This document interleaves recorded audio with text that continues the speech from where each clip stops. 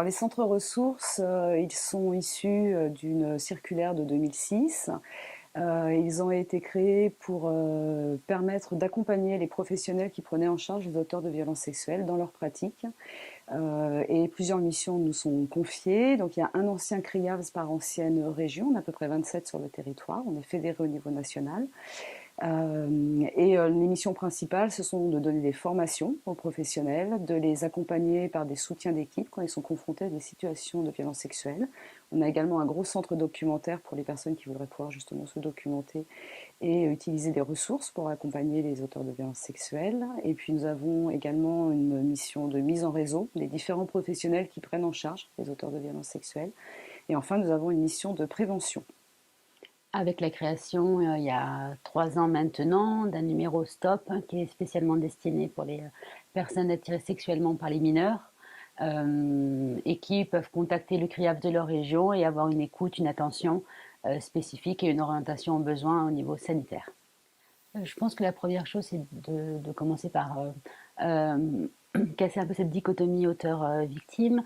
Nous, enfin, ma collègue Nathalie et moi-même, on accompagne des auteurs, parallèlement au CRIAF, qui n'est pas du tout un centre d'accompagnement pour des personnes auteurs de violences sexuelles, de pouvoir déconstruire, de travailler dans la prévention et de pouvoir aussi déconstruire des stéréotypes sur voilà, ce que c'est qu'un pédocriminel, ce que c'est qu'un pédophile. Aujourd'hui, voilà, on sait qu'un pédophile, c'est classé dans les maladies psychiatriques. Donc voilà, pouvoir apporter des éléments de compréhension sur les passages à l'acte de violence sexuelle en comprenant mieux ces structures, on peut mieux les accompagner. Et puis l'idée, c'est de faire de la prévention, mais de la prévention globale, en fait, hein, la prévention de la violence sexuelle, c'est-à-dire tant auprès des victimes, mais également auprès des auteurs. Parce que si on veut effectivement pouvoir faire baisser ces violences-là, il faut prendre en charge également les auteurs pour qu'ils ne reproduisent pas de nouveaux actes. Alors, on a envie de dire plein de choses. Donc, une heure, ça a été un peu compliqué de faire le tri, de présenter déjà un peu la loi autour des violences sexuelles qui a beaucoup changé ces derniers mois, ces dernières années. Présenter les différents profils de types de personnalités sur les auteurs de violences sexuelles. Parler des CRI ABS, de nos missions. Parler de chiffres aussi, quand même, sur la question de la récidive, du déni. On entend aussi beaucoup ce mot déni. Qu'est-ce que ça implique dans les prises en charge ou pas?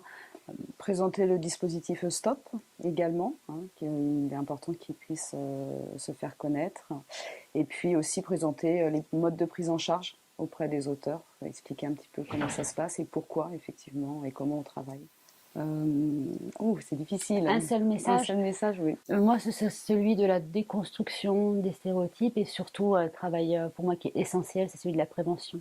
Et autant voilà, primaire, secondaire, tertiaire, prévention au niveau global, et politiques publiques, etc., qu'on doit tous œuvrer dans le même sens pour que des politiques publiques mettent en place voilà, des choses, des prises en charge, du repérage. Hein. Bah oui, moi j'aurais aussi axé sur la prévention, parce que la prise en charge c'est très très bien, mais c'est vrai que l'idéal ce serait de pouvoir prévenir voilà, ces faits pour qu'ils ne se reproduisent pas ou peu. Merci beaucoup.